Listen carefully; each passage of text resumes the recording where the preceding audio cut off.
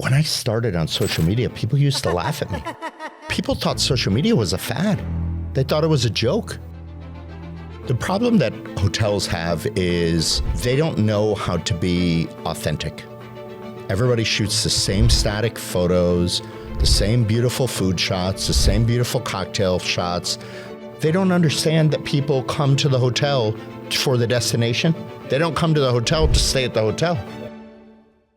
The amount of control that a brand could potentially have on social media, it is unbelievable. So why wouldn't you want to harness that? It's free. It's not going to be free forever. People don't understand this, and you need to go all in. You need to be able to test. If podcasts are hitting right now, which they are, go all in.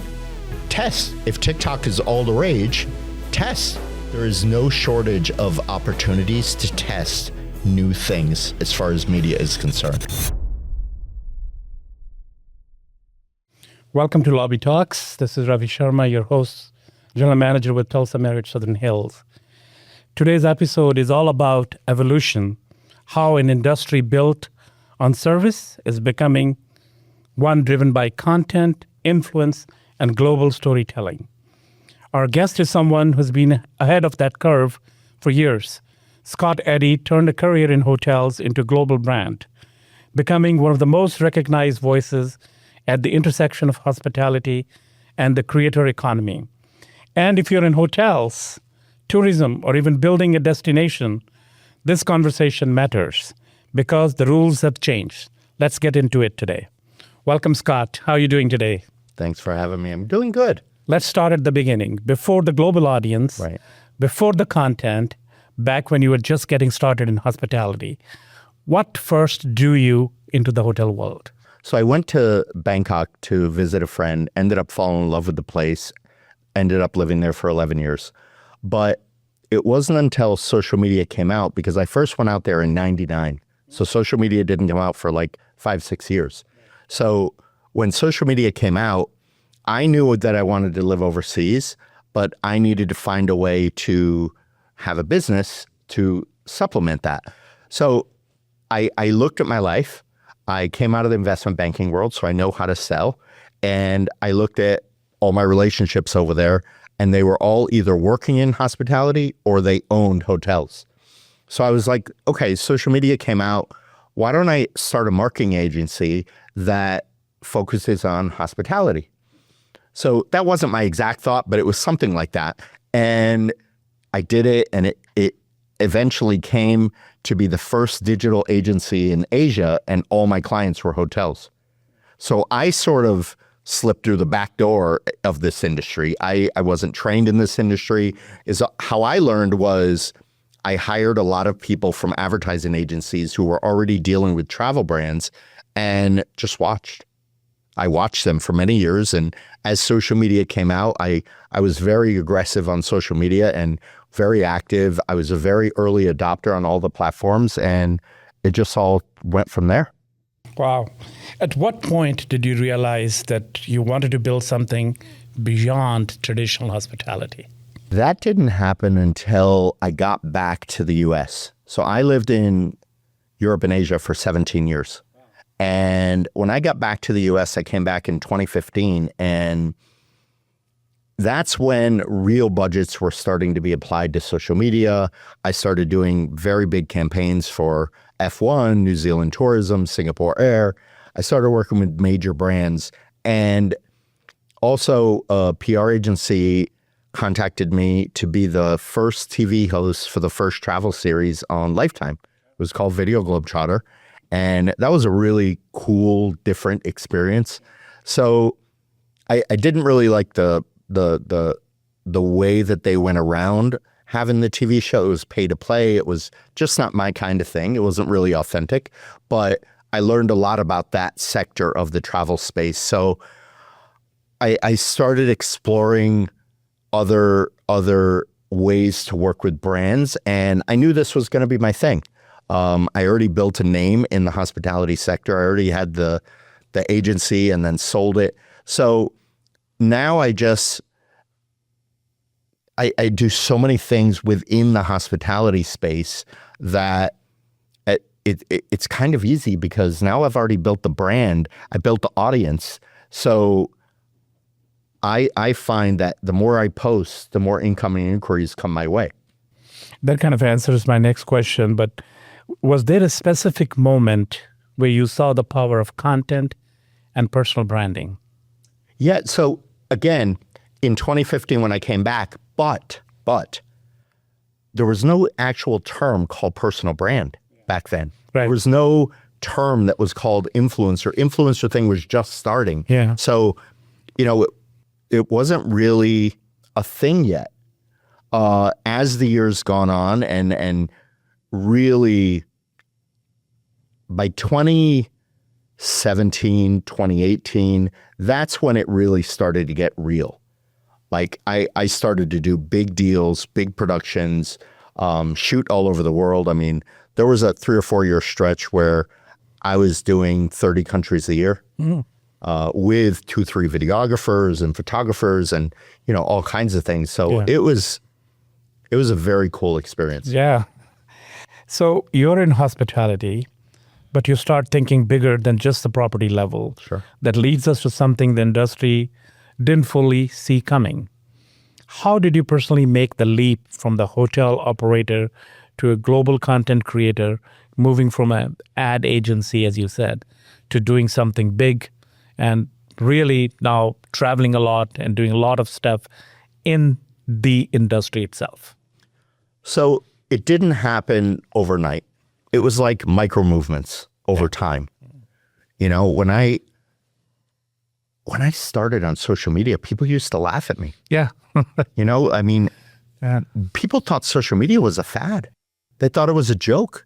So when I built my brand on Twitter, and I was a very early adopter. I was probably first 2,000 people on Twitter. And when I used to tweet, I used to be a machine. I used to tweet 15, 20 times a day, 7 days a week. And I did that for 5 years.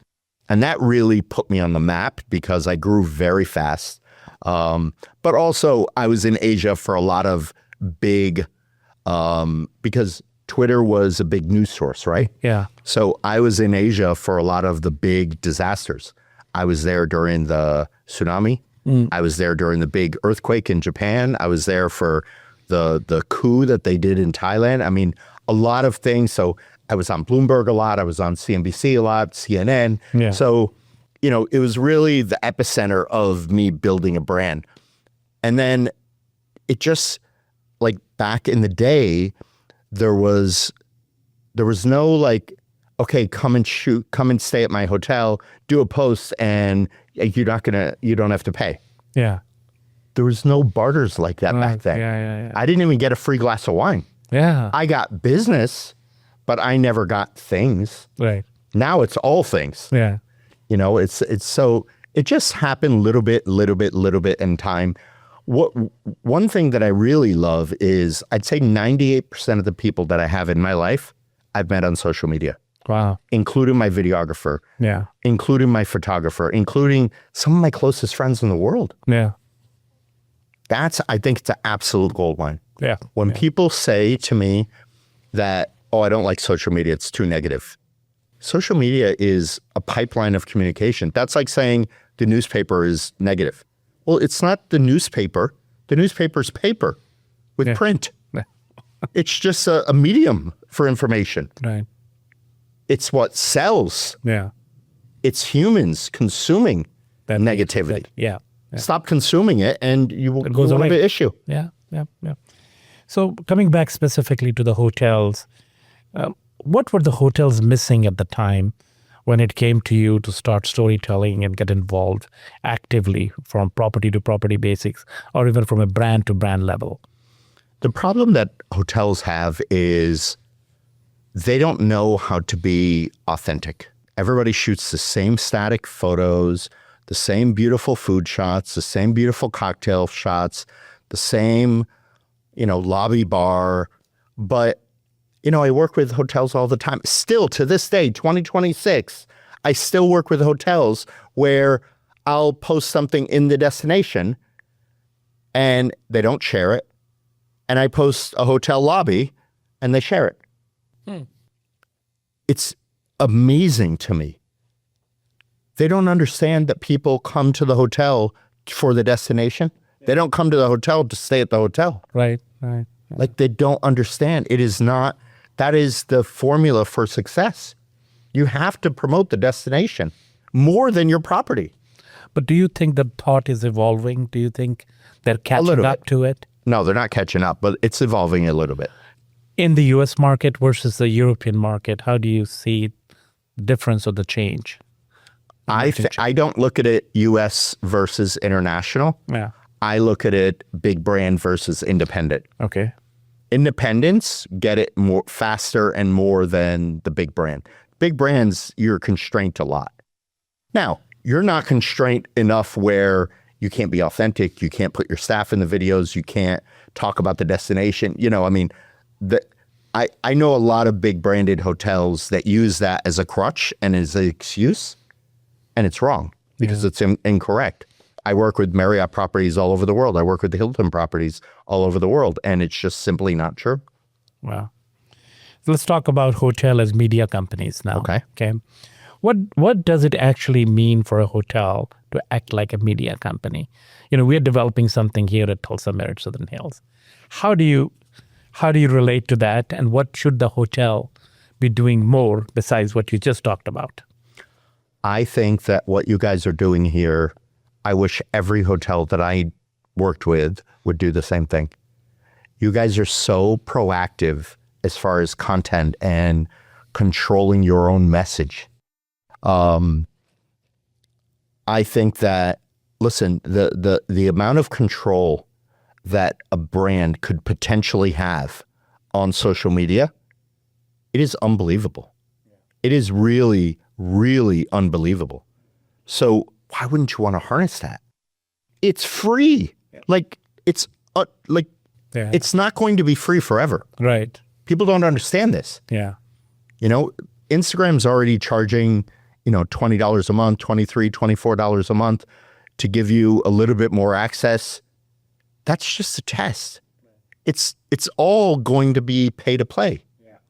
So why not build what you can while you can, while it's free? Yeah. Yes, it's time consuming. Yes, you need some equipment. Yes, you need full-time employees. Yes, I mean, I understand the costs surrounding it, but it's actually free.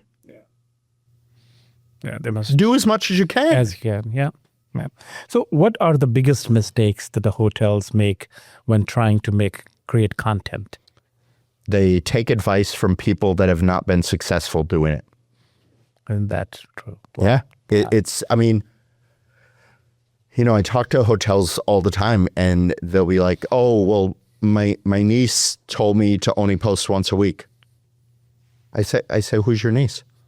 They're like, oh, well, she loves Instagram. I said, what does that have to do with, I don't understand. Where's this conversation going? What's the relevance? Yeah. Yeah. And it's just, I hear it over and over again. Or here's another great one that I hear all the time. Yeah, I'm on Instagram and we're doing it a couple times a week, but I'm not on TikTok. I don't like that platform. Well, who cares what you like? Yeah. You're not the target. You're not the demographic. The target market likes it. Yes, correct. Yeah. So if you walk into a property today, what's the first thing you look for in the storytelling approach for them? How do I feel when I walk in the front door? Okay. Is the lobby busy?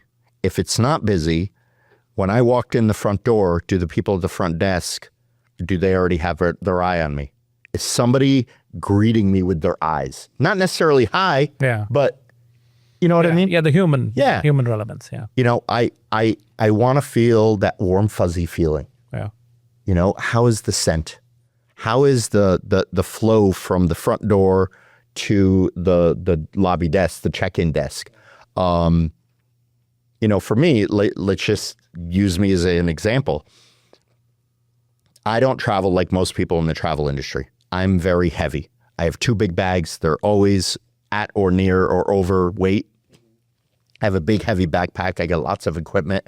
So I notice if when I walked in the door, do I have to drag my wheels over carpet and then tile and then carpet before I get to the front desk, or before I get to the elevator, or, like I just know it's the little things. Right. That discomfort. It's a small friction. Yeah. Makes perfect sense. So what destination like Tulsa can learn from your visit this time, as you're learning Tulsa as well? I am. For me, the best content that I shoot for a brand when I visit a new place is my second visit, because I already have my head around what it is, so we can plan a lot better. I have never stayed in Tulsa. Chris has never stayed in Tulsa. Pedro has never been to Oklahoma. So, the second trip is going to be spectacular. Yeah. I mean, the first one's great. Yes. But you know what I mean. Yeah. So what can emerging or under the radar destinations do to stay relevant? I'm trying to make Tulsa more relevant as we are developing, we are growing it as a city. But what do you think we need to do more, not only to just promote my hotel or the Marriott brand, but Tulsa in general as a destination for people who don't know much about Tulsa and they want to visit South Tulsa? Well, you're going in the right directions with the podcast. I think you need to lean into podcasting as heavy as you possibly can. I think that you need to put locals on here. Is it somebody who owns a mom and pop restaurant or a clothing store, or the people from the tourism board or attractions, or, like you're talking with me, my family's law enforcement. I want to have a police officer on here. And we are planning on one. I want to have the mayor. I want to have a school teacher. I want to have a doctor. I want all walks of life. I want a farmer. I want everybody. That's where you separate yourself. Awesome. Not a lot of cities in the world can do that. So let's talk about the future belongs to storytellers. I've heard you say this many times.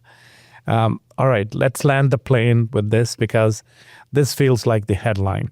If you had to give one advice to the hotels or destinations trying to stay relevant for the next 5 years, what would they do right now, starting today? Invest in full-time marketing, social media people. You need in-house photographer, in-house videographer, setups like this, a marketing person who gets it. Not a marketing person that is the niece of somebody who's worked for you for 30 years. Somebody who actually gets it. And you need to go all in. You need to be able to test. If podcasts are hitting right now, which they are, go all in. Test. If TikTok is all the rage, test. Yeah. There is no shortage of opportunities to test new things for as far as media is concerned. I like the acronym that you came up with. What is all ATB? ABT. ABT. Always be testing. Always be testing, right. So Scott, because you heard the one, always be closing. Always be. Yes. So Scott, this has been really a masterclass in where hospitality is headed, and honestly where it needs to catch up. From building a global brand out of hotel experience to redefining what it means to connect with travelers, your perspective couldn't be more relevant right now. And for anyone listening, whether on running a hotel, building a brand, or shaping a destination, the message is pretty clear. If you're not telling your story, someone else will. Thanks for tuning into Lobby Talks today. We'll see you next time. I look forward to your next visit. Thank you so much. Thank you, Scott.